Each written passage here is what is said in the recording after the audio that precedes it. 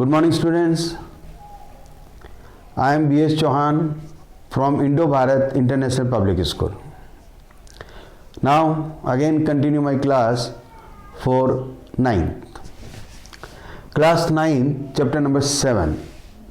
Exercise 7.1 we already discussed. Now in this exercise already discussed about the criteria of the congruence of triangles. First criteria, side angle side and angle side angle and also angle angle side. There are three criteria are we discussed. We use these criteria. We say the two triangles are congruent, means exact equal.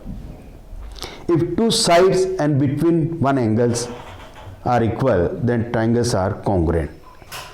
And two angles and between sides are equal, then triangles are also congruent. But two angles are equal, then automatically third angle is automatic equal. So side is also say in between them. So we say one more criteria, angle angle side. So there are three criteria, side angle side angle and angle angle side. Okay, using these criteria we solve the exercise number 7.1. Now next exercise 7.2, use the two properties. Isosceles triangles. Isosceles triangle, we use the types of triangles: scalene triangle, isosceles triangle and equilateral triangle. Scalene means all three sides are different.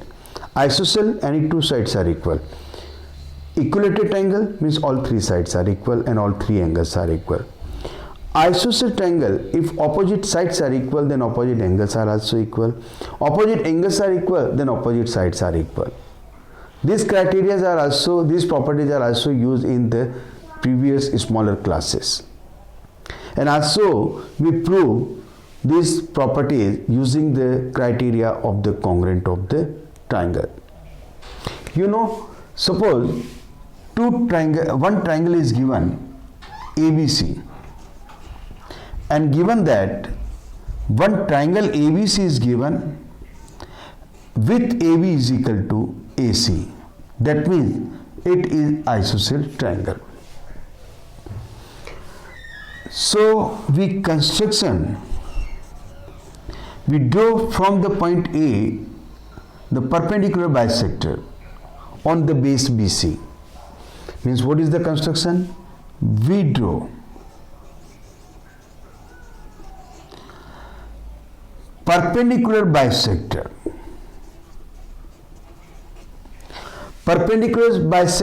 of angle A on base BC. So prove that angle B and angle C are also equal. So to prove angle B is equal to angle C. Very simple. First we take two triangles. In triangle A, we draw the perpendicular bisector of angle A on base BC. This AD is the perpendicular. That means AD is perpendicular on BC. So in triangle we take the two triangles ADB and triangle ADC.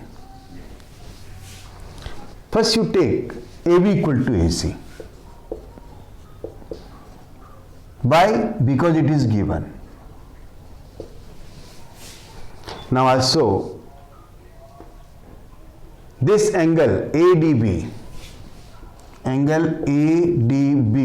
is equal to angle ADC. Why? It is also given. It is the perpendicular. E is 90 degree. And perpendicular bisector is already given and AD is the common. AD equal to AD. It is the common. एक part अपन ने ढूंढ लिया. So by which property? One side, this one, and one angle. That means by angle side,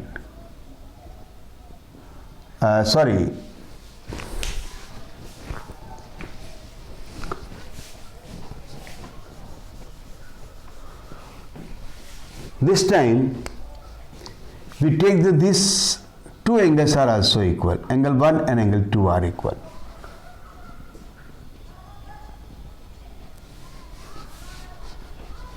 So by angle side angle or side angle side, triangle ADB is congruent to triangle ADC. So by CPCT, angle B is equal to angle C. किसी भी basis पे आप prove कर सकते हो, perpendicular bisector के basis पे, by RHS property, and also these two angles are equal and these two sides are equal and one angle, तो two angle and one side, so by angle side के basis पे आप prove कर सकते हो. Now so this property is also proved by using the criteria of congruent of triangles. Now next is the if two angles are equal, then opposite sides are also equal, using the criteria of the congruent of triangles is also equal. For example, again this time is the given ABC, angle B equal to angle C, and construction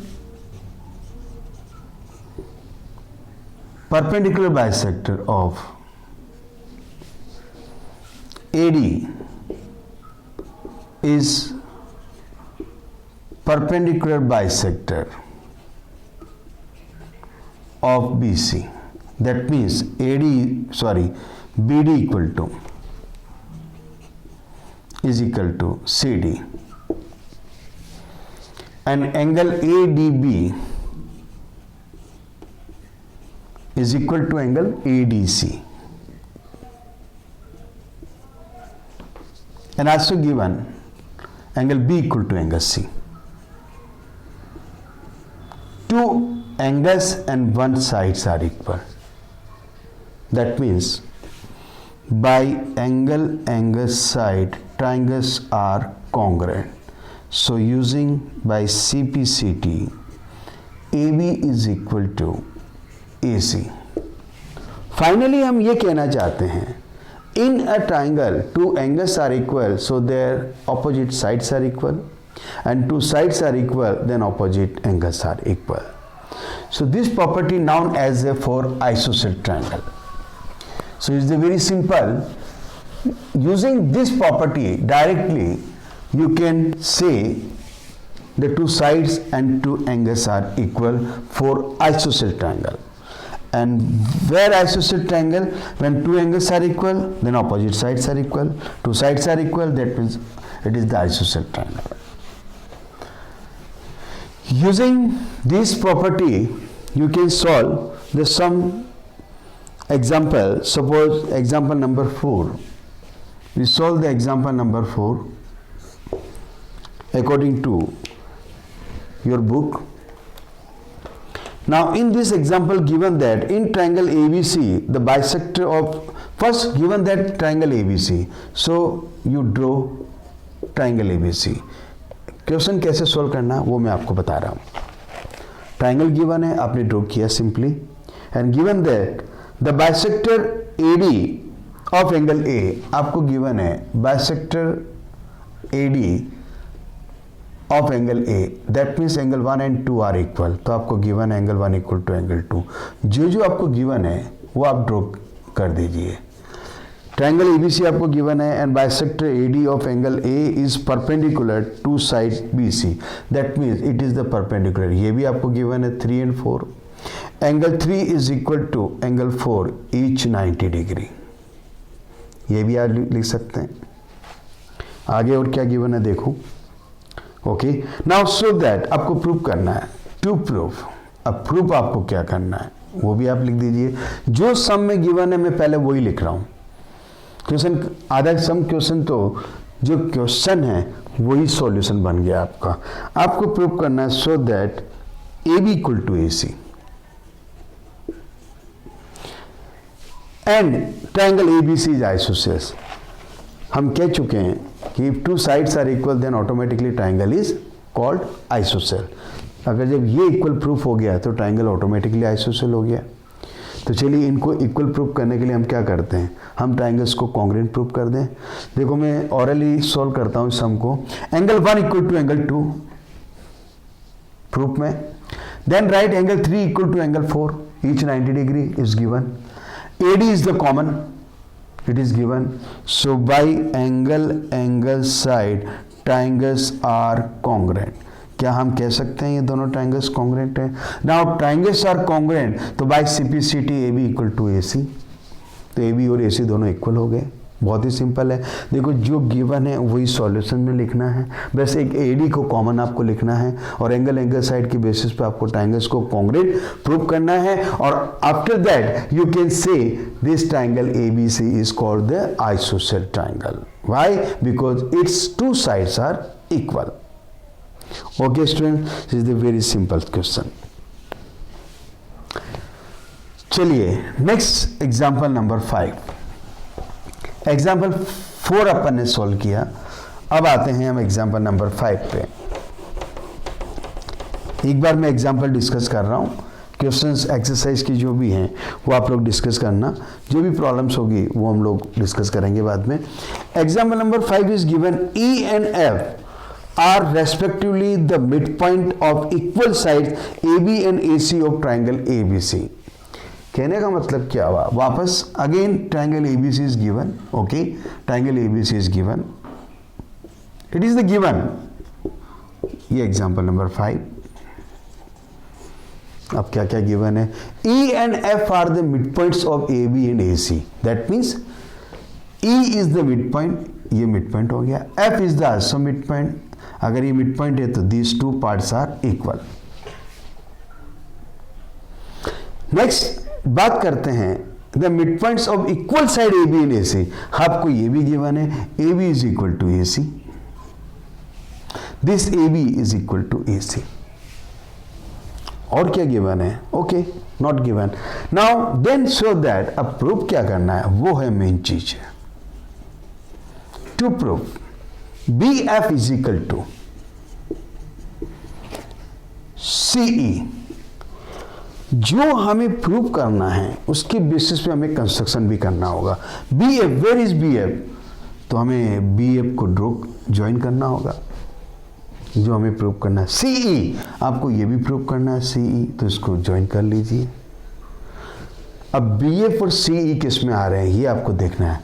BF के साथ में angle A ले लें अपन, so triangle ABF, मैंने लिया triangle ABF and triangle. अब CE किस में आ रहा है? CE के साथ में A ले लें वापस, ट्रायंगल ACE, ट्रायंगल ACE। अगर मैं एक बार ऑरली आपको डिस्कस करूं, क्या हम एक बार लिख सकते हैं AB equal to AC? AB is equal to AC, why? It is given, right? AB and is equal to AC, और साथ में हम ये भी ले सकते हैं एंगल A। एंगल A देखो दोनों में कॉमन है, angle A is the common. अब हमें एक पार्ट और चाहिए। E और F दोनों मिड पॉइंट्स है, उसको हमने अभी तक यूज नहीं किया है, चलो यूज करते हैं। ABF triangle, in triangle ABF के साथ में क्या हम AF ले सकते हैं? देखो AF and is equal to in triangle ACE, क्या इसमें हम AE ले सकते हैं? Because E and F are the mid points. अगर इक्वल साइड में अगर ये मिड पॉइंट्स हैं, if two parts are equal so their half are also equal, कह सकते हैं। तो हमने कहा AF और AE also equal, so by side angle side, दो साइड और वन एंगल, यस। ट्राइंगल, कौन से ट्राइंगल्स हो गए? ABF is congruent to triangle ACE. ये दोनों कॉन्ग्रेंट हो गए, तो दैट मीन्स बाय CPCT हमें क्या प्रूव करना था, इसमें प्रूव करना था BF, तो देखो ये BF आ रहा है इसमें और CE आ रहा है इसमें, तो BF is equal to CE. It is prove.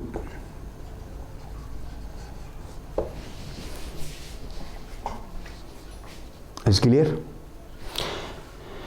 ये हमने क्वेश्चन सॉल्व किया. नेक्स्ट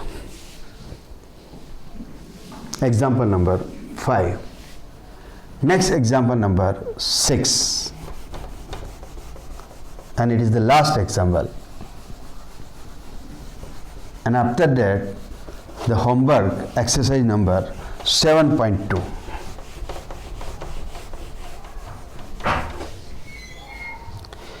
चलिए स्टार्ट करते हैं. एग्जाम्पल 5 हमने किया. Example number 6, in an isosceles triangle ABC, isosceles triangle, इसका मीनिंग क्या हुआ? अगर दो साइड्स आइसोसेल हैं, इसका मतलब that means its two sides are equal with AB equal to AC is given already. D and E are the points on BC. Now D and E are the points on BC such that BE is equal to BE, ये आपको लिखना होगा, BE is equal to that mean यहाँ से यहाँ तक and is equal to CD, C से लेकर आपको D तक, CD आपको इक्वल, ये आपको गिवन है. Now show that, then show that. अब आपको प्रूफ क्या करना है? What is the proof? AD, okay, A से D को ज्वाइन कर लीजिए. AD इक्वल टू AE, चलो A को E से भी ज्वाइन कर लेते हैं. AE, ये आपको इक्वल प्रूव करना है. हमें देखना यहाँ पर ये है कि हम कौन से ट्रायंगल लेके चलें जिससे ये प्रूफ हो जाए. अगर हम AD लेके चलते हैं, AD किस ट्रायंगल की बात करते हैं? हमें D से C, ये दो देखो D और C ये दोनों इक्वल हैं, और AE के साथ में अगर हम लेते हैं BE इक्वल है. तो ट्रायंगल जो लेना है उसके बेसिस पर, ये आपको गिवन है, उसके बेसिस पे ट्रायंगल लेना है. तो ट्रायंगल फर्स्ट लेता हूँ ABE, triangle ABE and triangle ACD, triangle ACD. देखते हैं इसमें क्या क्या इक्वल है. करें start. AB equal to AC, देखो AB equal to AC is given. Very good. Next हम बात करते हैं BE इक्वल टू CD, तो BE is equal to CD. Very good. ये रहा CD और ये रहा BE. एक चीज और चाहिए हमें, this side and this sides are equal. अब इसके बीच का एंगल कौन सा है? Angle B. This side and this sides are equal, तो इसके बीच का एंगल कौन सा है? C. क्या हम एंगल B और एंगल C को इक्वल कह सकते हैं? Using the property and using the theorem, in a isosceles triangle two sides are equal then opposite angles are must be equal. तो हम इसको इक्वल लिख सकते हैं. तो एंगल B और एंगल C को हम इक्वल लिख सकते हैं because this triangle is a isosceles. So by side angle side triangles are congruent. जब ट्रायंगल C कॉन्ग्रुएंट है तो बाय CPCT अब आप कह सकते हैं AD कहाँ रहा? ये रहा AD एंड AE किस में आ रहा है? इसमें. So AE is equal to AD. जो आपको प्रूव करना था वो आपको मिल गया बाय CPCT. CPCT की बेसिस पर हम कितनी प्रॉब्लम्स को सॉल्व कर चुके हैं. ओके स्टूडेंट्स, तो आइसोसेल ट्रायंगल की प्रॉपर्टी को भी हमने यहाँ पे यूज़ किया. एग्जाम्पल्स हमने कंप्लीट सॉल्व कर लिए. नेक्स्ट एक्सरसाइज अगर आप सॉल्व करते हैं तो वो भी हम कॉन्ग्रुएंट ट्रायंगल के बेसिस पे ही सॉल्व करेंगे. अब आगे जो भी हैं, अभी तक हमने जो क्राइटेरियाज यूज़ किए हैं एक बार मैं बता देता हूँ. Side angle side, second angle side angle, third angle angle side, fourth opposite sides are equal, opposite angles are equal, opposite angles are equal, opposite sides equal is the property of isosceles triangle. तो यहाँ पे मैं अलग से लिख रहा हूँ isosceles triangles, ये अलग से एक प्रॉपर्टी है. नेक्स्ट क्राइटेरिया जो है वो है side side side. In two triangles all three sides are equal, then automatically this two triangles are congruent. ये क्राइटेरिया अब आप नेक्स्ट एक्सरसाइज नंबर 7.3 में आप यूज करेंगे.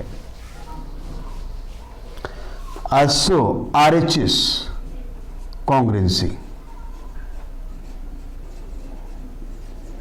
ये भी एक्सरसाइज 7.3 में आप यूज करेंगे. RHS means in triangle ABC one angle is right angle 90 degree and right R means right angle, H means hypotenuse and any one side out of AB and out of AB and BC, any one side is equal out of these two side. तो यहाँ पर अगर दो right triangle में अगर right triangle है तो उसमें हाइपोटेन्यूज अगर इक्वल हैं और दोनों में से कोई भी एक साइड इक्वल है तो हम कहते हैं उस RHS प्रॉपर्टी के बेसिस पे भी कॉन्ग्रुएंसी से में ट्रायंगल्स कॉन्ग्रुएंट होंगे. That means next criterias are side side side and RHS. RHS is the very important part. Using this two property, using this two criteria of congruency, solve the exercise number 7.3. तो finally कितने criterias हो गए? 1, 2, 3, 4 and 5 और एक ये properties होगी isosceles triangle के लिए. इसके बेसिस पे ये पूरा चैप्टर नंबर आपका 7 जो है वो कंप्लीट हो जाता है. ये एक्सरसाइज और चैप्टर्स कंप्लीट के बाद में हम नेक्स्ट चैप्टर नंबर 8 स्टार्ट करेंगे. जब तक आपका होमवर्क रहेगा और कुछ क्वेश्चन जो हैं वो मैं आपको सॉल्व करवाऊंगा. सम करने के बाद में हम आगे डिस्कस करेंगे. प्लीज़ आपसे रिक्वेस्ट है कि एक बार ये आपका होमवर्क हो गया. आज आपका होमवर्क है 7.2 एक्सरसाइज. उसके बाद में आप नेक्स्ट 7.3 आराम से करो, कोई प्रॉब्लम नहीं. डाउट्स हो, प्रॉब्लम्स हो, प्लीज़ आप व्हाट्सएप पे भेजिए. मैडम को भेज दीजिए, मैडम मुझे भेजेगी. मैं जिन प्रॉब्लम्स को होगा आपको क्या करना है, एक तो chapter number, exercise number and question number वो लिखना है केवल.